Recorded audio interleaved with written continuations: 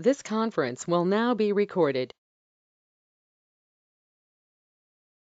Thank you for your interest in East Texas Communities Foundation scholarships. My name is Lynn Smith. I'm a program officer and scholarship administrator at the Community Foundation.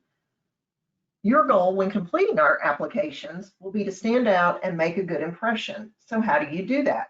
Let's focus in on some of the basics. As we all know, college is costly but worthwhile, and scholarships are one way that you can pay for college without having to repay a loan with interest. Your best sources for this scholarship funding will be local organizations like ours and other community and school-based organizations you may be familiar with, like PTA or Booster Club, other nonprofits, a local bank perhaps. Also, the college or university that you plan to attend is another good source of scholarship funding. I cannot emphasize enough that details matter. You need to keep in mind to read the instructions on every section of the application. A good case in point is for the references. We will ask you for 2 references, a character reference and a teacher reference, and there are very explicit instructions in the application. Stay on top of that section. Ask your references early. A lot of people miss out on the deadline because references have not been submitted. So follow up if you need to, ask politely, stay on top of the references and see if they've been returned, and you'll be in good shape with your application. Also, another section that requires some timely emphasis is the FAFSA. That's the free application for federal student aid. If you plan to submit an application for a need-based scholarship, which is about half of those that we offer, then you will need to immediately, before beginning the scholarship application, complete a FAFSA, free application for federal student aid. That will, in return, give you a number that your family is expected to be able to pay towards college annually, and you'll include that in our applications. You must include that and agree to submit that information to be considered for a need-based scholarship. For the other scholarships that don't require that information, it is not necessary. And please proofread and ask someone else to proofread for you. That is very important. And I recommend that you try to beat the deadline rather than meet the deadline. That gives us a little time to help you out if we see something that can improve your application. Those deadlines will be clearly marked in the information that we present, and it will be either February 1st or March 1st at 5 p.m. So again, reading the instructions, the first section that you'll come to will be recording your academics, activities, and awards. And just by the nature of the application, this will be more of a list process, but you will have some room to include a little short essay answers. So while academics do count, so does your entire picture about you. So we will be looking at grades. Did you take advanced or AP courses if they were offered in your school, and test scores, which have always been optional, but even more so this year in the year of COVID. That tells us one facet of your story. Do not think that you have to be at the top of your class to apply for a scholarship. We'll be looking at you holistically. Then you'll be able to tell us about your activities, accomplishments, what was important to you. Be specific and detailed. We use a lot of evaluators, and they may not be familiar with certain organizations like HOSA or a group called the Woodchucks. So explain what you do, but don't be too modest. If you spearheaded an activity, then use that term rather than I participated. On the other hand, do not boast that you single-handedly raised $1 million when it was really a group project. How did you make a difference to this group? What was your role? How did it impact your life? What was important about this activity? whether it's an extracurricular or volunteer group.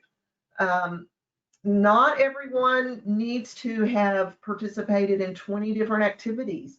If you have been very committed to one organization and you volunteer there every week, that is more important than a lot of one-time, one-off events. So commitment will always trump quantity. And your application should be a package as a whole. And so if you can relate the past roles that you had in various activities, organizations, groups throughout your academic career to what you have planned for the future, that will make your application stronger.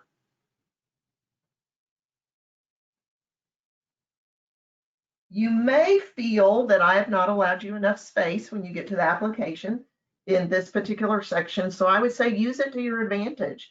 If you've earned an Eagle Scout and you want to put that under honors and awards, that is perfectly fine.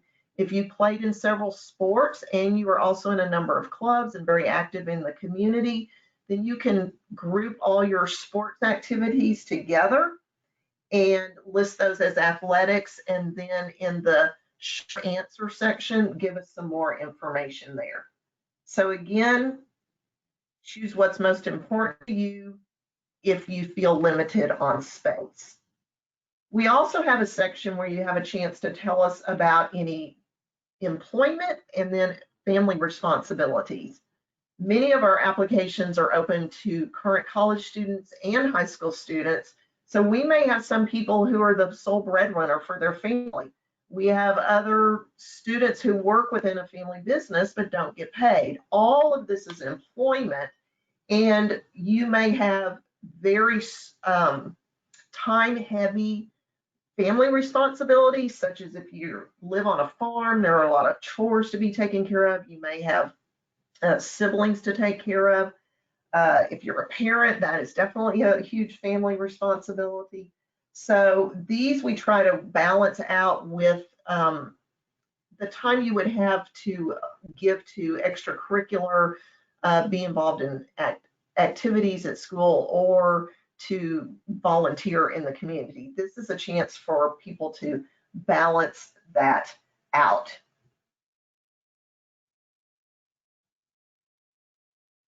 The next section, I will tell you, is the favorite of our evaluators. Sell yourself with standout essays. In lieu of an interview, which we very rarely do, you want to sell your story, share your story, and make the evaluator feel like they know you. So it's fine to be creative and a little funny if you're funny, but be yourself. Speak in your authentic voice and let us know what makes you unique. You will be asked a question about your character, and when you are able to display your character positively, or a situation you wished you had handled differently, kind of like, I wish I had a do-over button. So shift to some self-awareness. Show that you can reflect and say not just what happened in an event or in a situation, but what was the significance of it? What did I learn from it? Show some maturity. And I do want to emphasize that you don't have to write about anything that was a crisis. It is fine for it to be a very everyday experience. Remember the audience that you're speaking to. These are a lot of retired people. Picture yourself sitting down with a trusted adult and having a conversation. Yes, use good grammar, good syntax, spelled correctly, but we are not grading it on that. We're looking for the content. We're looking to see what's important to you. Was there a learning experience you had that, again, looking at your application as a whole, that led you to choose the major that you did, that really had an impact on you? Do all the parts relate? And these questions for the essay are multi-sections. So make sure that you answer each part of the question.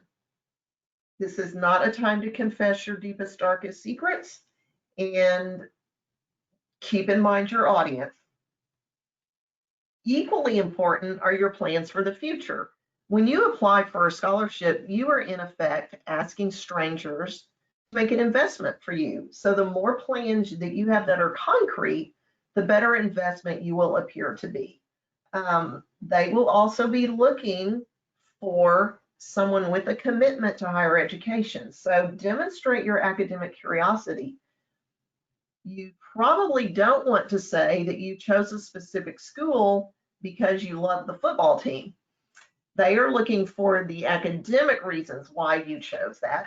Now, because it's close to home and I really love my family is a legitimate reason to choose a school that's in state.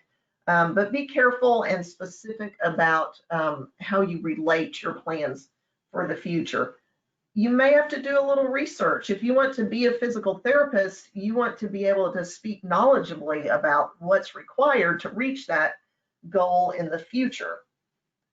Let me say it's okay to be undecided because there's a big world out there, and adults know that you may not have you don't even know what all the options are, but try to be undecided between at least two things if you're not sure what you want to do in the future, and also then have a plan for how you're going to make this decision moving forward.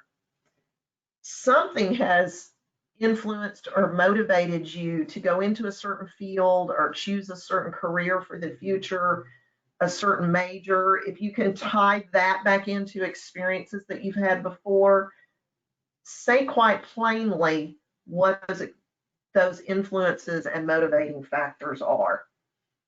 Let me give you one example. We hear quite often, I want to be a doctor because I like to help people. Go further. You can help people as a kindergarten teacher. You can help people as the person that puts together playground equipment and makes sure that it is safe.